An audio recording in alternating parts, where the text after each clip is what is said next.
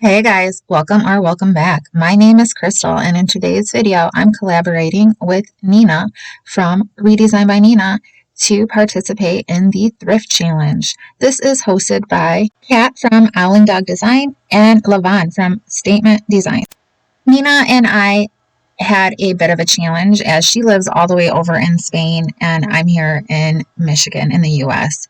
We had a big time difference between our schedules, about 6 hours, but we still managed to take each other shopping.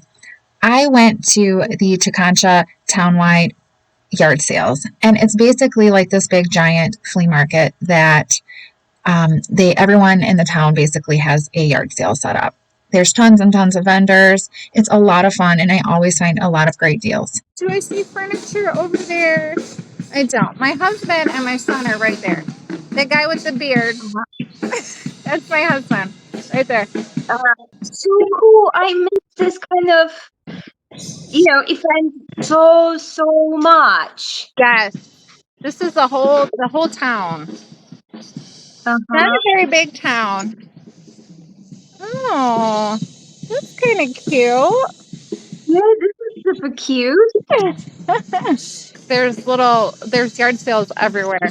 Look how cute this is, Nina. Oh my god. How cute is that?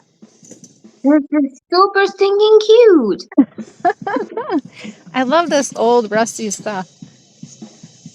So I bought a chair just similar to that one right there.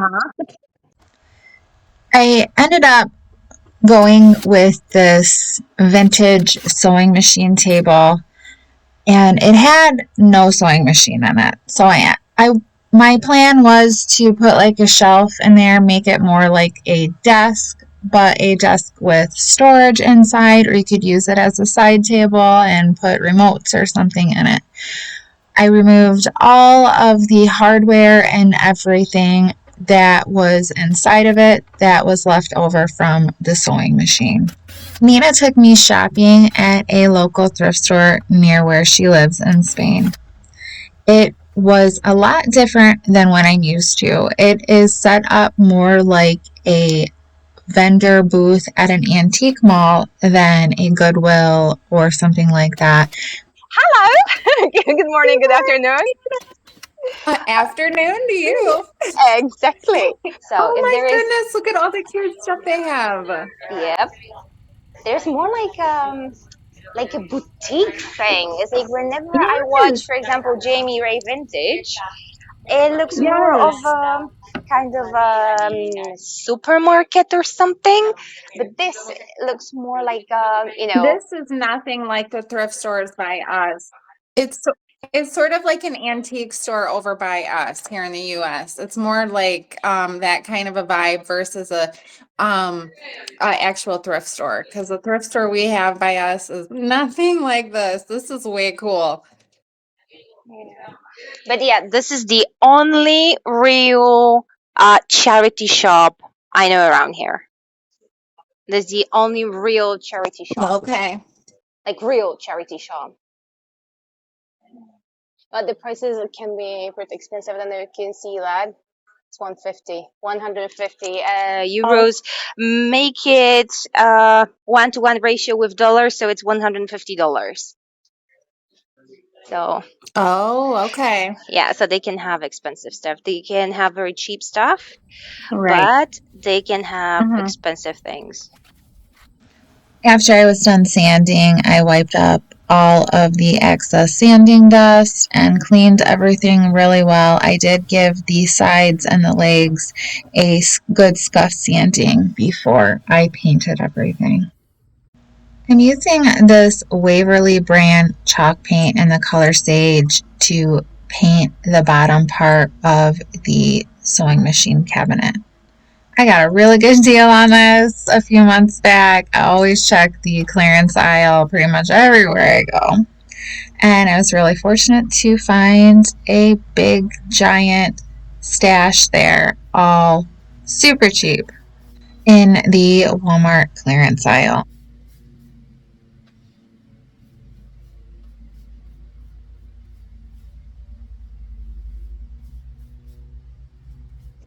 But there, look, there's more way over there. Uh-huh. Oh, wow. I'm so envious. Yeah. It's fun. Yeah, I'm so envious. It's a Yes, lot of listen. fun. All right, so this is where everything got really tricky and we had to really think about what to do and kind of engineer the whole situation. I have these boards here that I'm going to be using for the bottom shelf, and then I have these other boards for the shelf to sit on.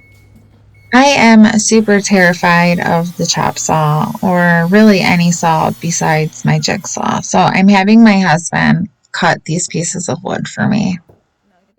We secured the boards using L brackets to attach them, and then we decided we needed a center support piece.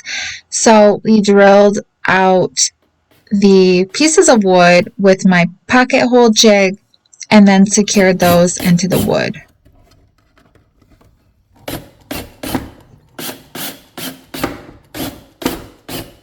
We used very thin plywood as well as some scrap wood that I had that was about 1/4 of an inch thick. We put this in and needed to make some modifications, so I used one of the pieces and traced out all of the little cutout areas. It has this little drawer that opens and closes, and there's like little storage in the drawer, so I had to make sure it fit around this little drawer so that way the drawer would close all of the way. We were basically running back and forth to the jigsaw and trying to make this fit in there. It was kind of frustrating, but eventually we did get it to fit in there. I used wood glue and some very small finishing nails to secure the wood to my support brackets on the sewing cabinet.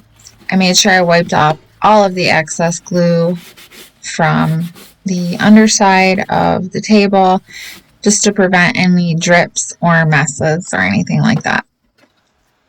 To seal the wood, I'm using a paste finishing wax and just an old sock as a rag.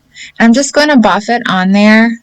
I buff it into the wood. I didn't add any type of stain or anything like that. I just wanted to keep the wood in its natural state.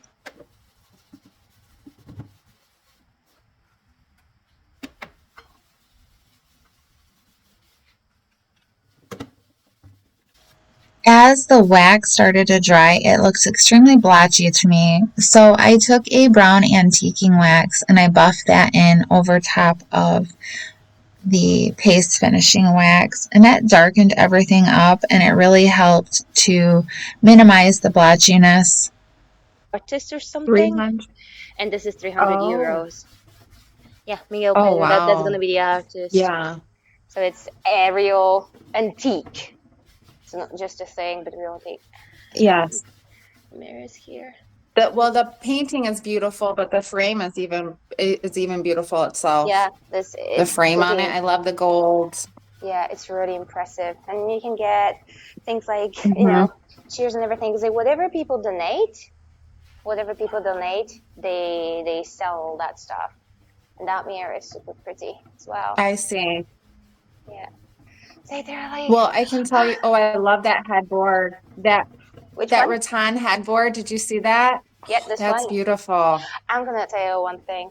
These are absolutely which is contrary to the US. They are absolutely not popular here. No, rattan. Really? Nope.